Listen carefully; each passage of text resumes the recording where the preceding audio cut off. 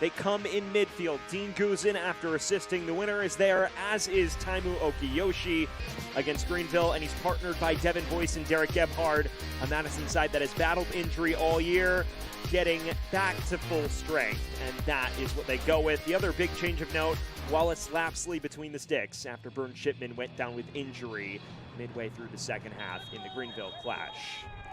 Well, we are underway here from Westchester County. It is Westchester and Madison for the third and final time this year, and it is a pair of sides. Now via Dare. Spread well by Josh Drack, the signing from Charleston Battery in May. The way back to the new goalkeeper, Wallace Lapsley. Did get a bit of a run in the 11 at the early stages of the season when Burn Shipman was injured, making his first start since late July here.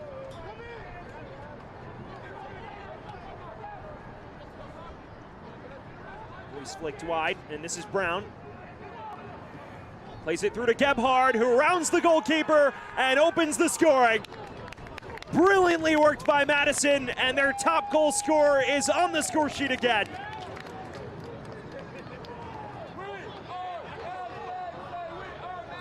Inside 2 minutes, the scoreline reads Westchester 0, Madison 1. The dream start for the Mingos. Goal number 9 of the season for Derek Gebhard. It is scintillating interplay. The clever flick from Boyce. Brown occupies the space, and then Gebhard times his run perfectly. And has seen his minutes grow each week. This is lofted towards Obregon, the Golden Boot leader. It's headed away by Lapsley.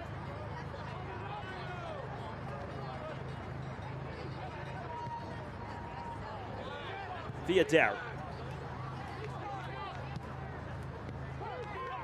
He's snatched back, and Beckford in space.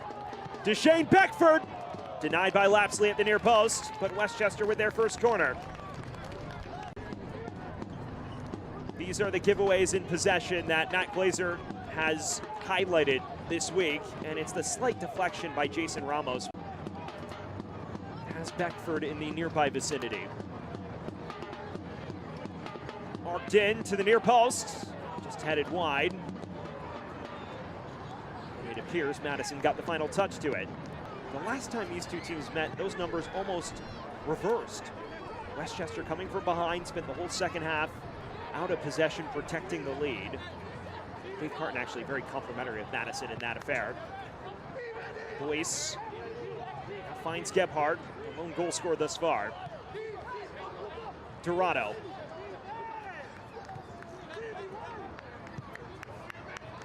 Errant ball from Murphy. Maybe space to break. This is Beckford.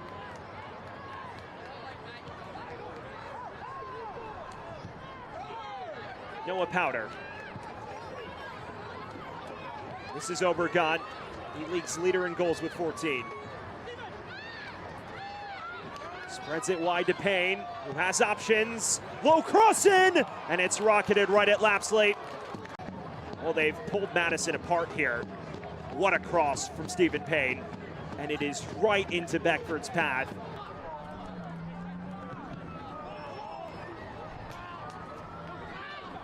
Here's Macias. Off to the races now for Madison. Had Dorado with him. Tried to poke it across. Instead out for Madison's first corner of the night.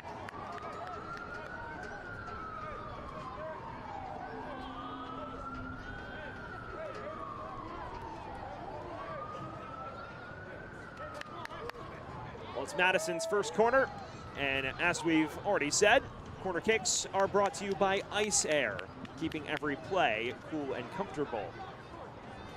What can Madison conjure from this set piece? Devin Boyce is known for his mastery from dead ball situations. Let's see what he can procure here. Floats it all the way to the back post. Hangs up for McGlynn. Brown back into the quarter of uncertainty. Falls for Mel, off the bar. Contacted this so sweetly. And you'd fancy them to be up 2-0. Hooked back in, it's just knocked around, and then Mel chests it and lashes at it. Just underneath it a touch. What an effort that was. Chance not lost yet, and Kroll knocks it out for a corner. Although it has reared its head as well of late, including last week against Texoma. He's back on the pitch and seems content to continue. Madison's done a fantastic job taking the sting out of things. Westchester had a good 10-12 minute window a bit after the opener. Since then, though, kept in check. Now you even see the Mingos knocking it about a bit more. Macias. This is Dorado. Sprays wide towards Villader, who does keep it in play. Hook back for Gebhard. And now Murphy takes a deflection. And Fakuse watches it sail out of play for another corner.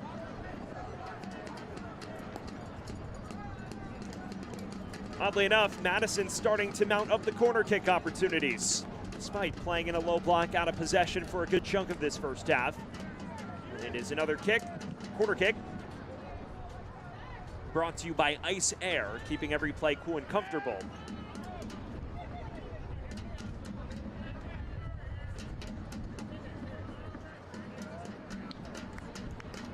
Boyce again stands over it.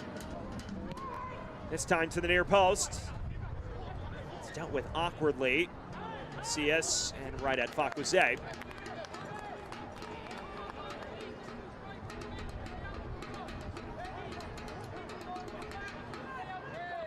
Fans, 2025 Westchester Soccer Club season tickets are now on sale. Don't miss your chance to be part of our historic inaugural season at Memorial Field in Mount Vernon. Catch all of the action and all of the fun starting at just $18 per game. Tickets are selling fast. Visit westchestersc.com for more information. And for your information, single game tickets are also on sale. With one home match remaining after this one, your chances to see Westchester SC in action this year are dwindling, so get your tickets fast.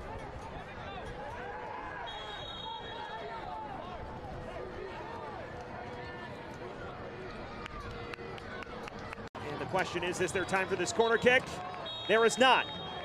Halftime whistle sounds, and as things stand, Forward Madison the far happier of the two sides.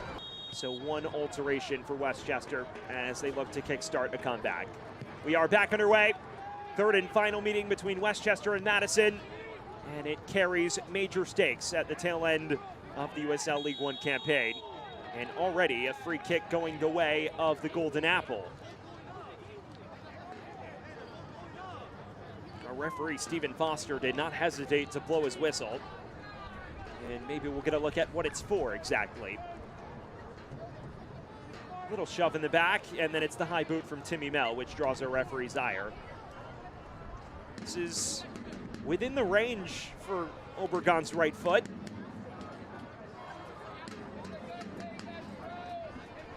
So there is the change presented by Benjamin Steakhouse, always a prime choice.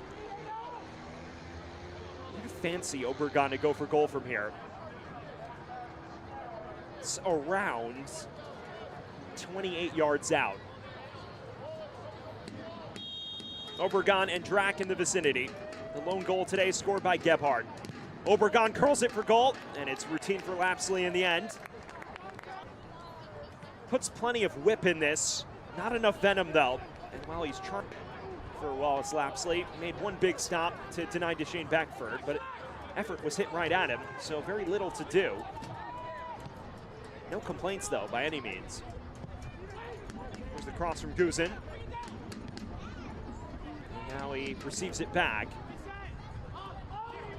Okiyoshi.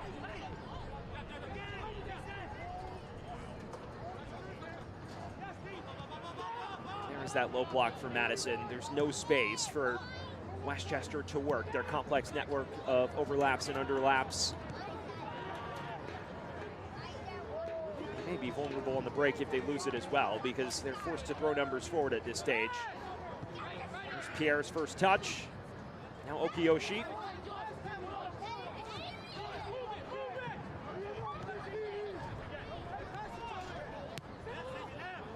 Well, if you are just joining us, it is one goal that separates the two sides. Derek Gebhard striking inside 2 minutes for the Mingos of Ford Madison after terrific interplay between himself and Nico Brown.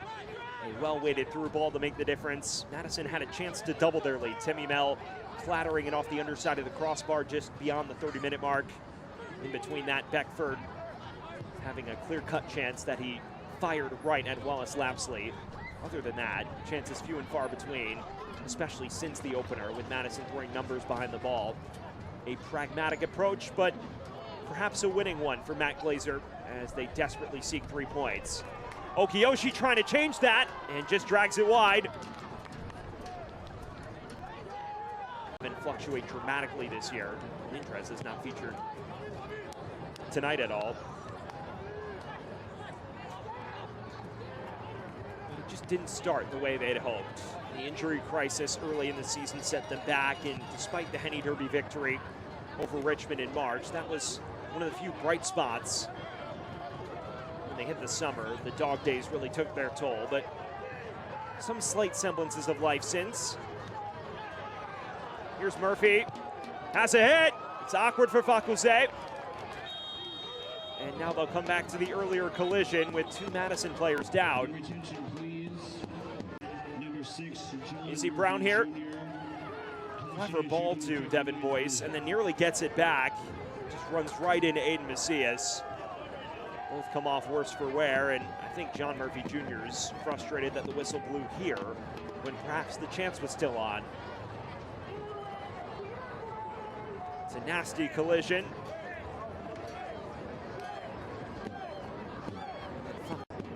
The man who's come off worse in that coming together.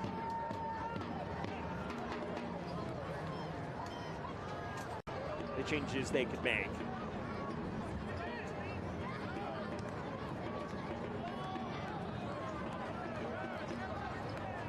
Powder sees this go out of play. Westchester just struggling to reestablish a rhythm. Maybe a long 30 minutes for him and the Madison fans, especially as this scoreline persists.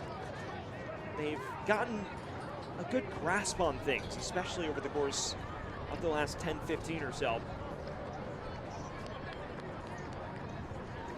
Won't be a performance that wins any awards for his aesthetics, but it is effective, no doubt, and they have been ruthless when needed. Dorado cleared only as far as John Murphy Jr. Back for Dorado. Sees his effort deflected, falls to Gebhard. He's looking for Boyce, and Drac intervenes.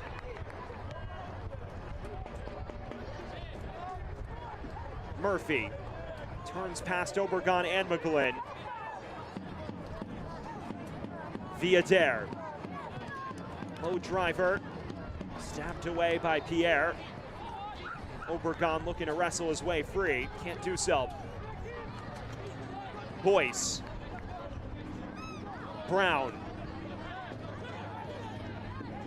Falls for Murphy again, chip towards Gebhard. The header didn't have enough momentum on it. Comfortable for Fakuse.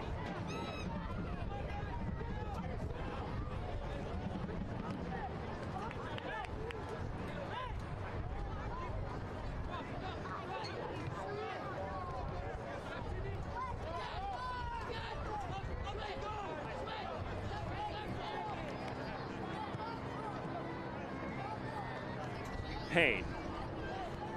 We haven't seen the degree of fullback overlaps and underlaps Westchester would have been hoping for. In fact, Dave Carton said to me that a big point of conversation in pre-match film this week and the analysis of last week, no time for Westchester to change. Outswinger, back post, Obergon ahead to it. Here unable to follow it up. And there is the full-time whistle. A hard-fought point, 3 points for Ford Madison as they reinvigorate their playoff hopes.